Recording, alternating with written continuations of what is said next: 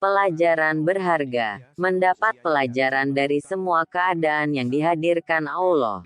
Saudaraku, Allah Azza wa Jalla memberikan peringatan kepada kita sebagaimana firman-Nya. Jika kamu pada perang Uhud mendapat luka, maka mereka pun pada perang Badar mendapat luka yang serupa. Dan masa kejayaan dan kehancuran itu, kami pergilirkan di antara manusia agar mereka mendapat pelajaran. Dan agar Allah membedakan orang-orang yang beriman dengan orang-orang kafir dan agar sebagian kamu dijadikannya gugur sebagai syuhada. Dan Allah tidak menyukai orang-orang zalim. Quran Surah Ali Imran 140. Saudaraku, dalam kitabnya yang berjudul Ighatsatul Lahfan, Ibnu Qayyim al-Jauziyah menjelaskan tidak ada obat bagi fitnah kecuali sabar. Sabar merupakan penempa seseorang dan pembersih dirinya dari dosa sebagaimana pembakaran merupakan tempaan untuk menghasilkan perhiasan emas dan perak. Fitnah itu tempaan untuk menghasilkan seorang mukmin yang jujur.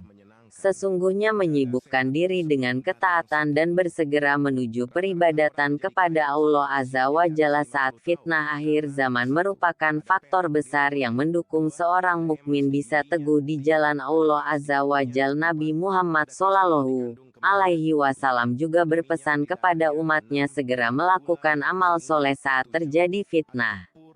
Rasulullah Shallallahu Alaihi Wasallam bersabda, bersegeralah beramal sebelum munculnya fitnah yang datang bagaikan potongan-potongan malam yang gelap. Seseorang di pagi harinya beriman dan di sorenya telah menjadi kafir. Atau sorenya masih beriman dan pagi harinya telah menjadi kafir. Menjual agamanya dengan gemerlap dunia. Hadis riwayat Muslim.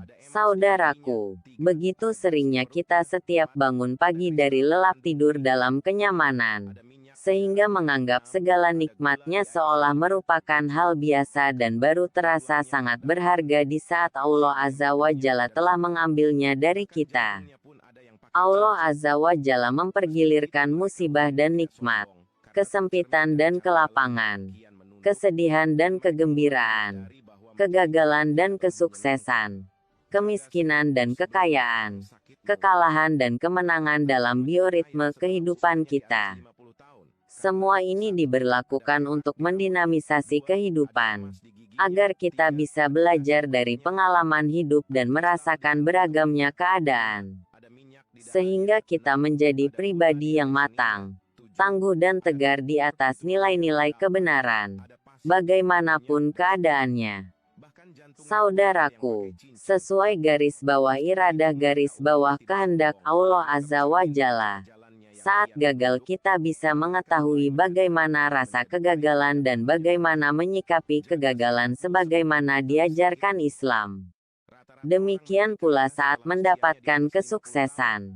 Dan agar Allah membedakan orang-orang yang beriman. Saat mendapat kekalahan, kita bisa mendapatkan banyak pelajaran dan menunjukkan akhlak muslim saat mendapat kekalahan.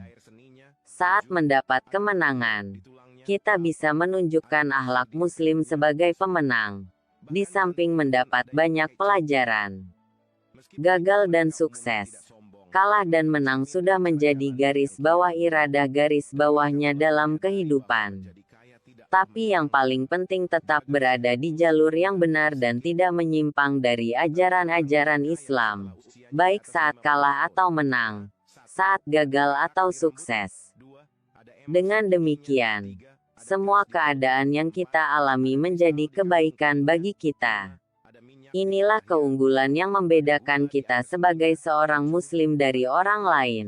Bahkan Nabi Muhammad Shallallahu Alaihi Wasallam menyatakan kekaguman dan apresiasinya kepada sikap seperti ini dalam sabdanya. Saya kagum kepada orang mukmin. Jika mendapat kebaikan, ia memuji Tuhannya dan bersyukur. Jika mendapat musibah, ia memuji Tuhannya dan bersabar. Orang mukmin diberi pahala dalam semua urusannya. hingga diberi pahala pada suapan makanan yang diberikannya ke mulut istrinya. Musnad Ahmad 1492. Saudaraku, pastikanlah bahwa kita mendapat pahala dan pelajaran dari semua keadaan yang dihadirkan Allah Azza wa Jalla dalam kehidupan kita. Jika tidak, berarti kita merugi besar. Semoga Allah Azza wa Jalla mengaruniakan hidayahnya kepada kita, sehingga kita tetap istiqomah senantiasa pandai bersyukur dan bersabar dalam setiap keadaan untuk meraih ridhanya. Amin ya Rab. Wallahu alam bisawab. Ada kristal dikandung kemihnya. 5. Ada minyak di darahnya. 6. Ada gula di air seninya. 7. Ada kapur di